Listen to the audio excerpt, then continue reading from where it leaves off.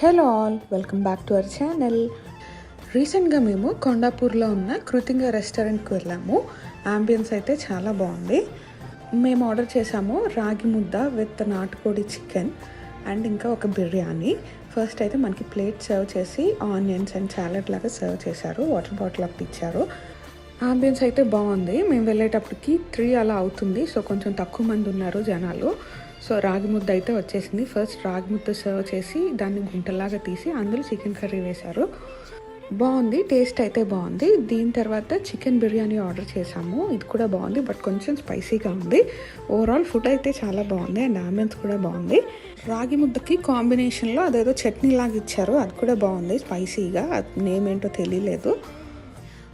బిర్యానీలోకి raita and gravy serve చేశారు. So మా వీడియో మీకు నచ్చితే like, share and subscribe for more.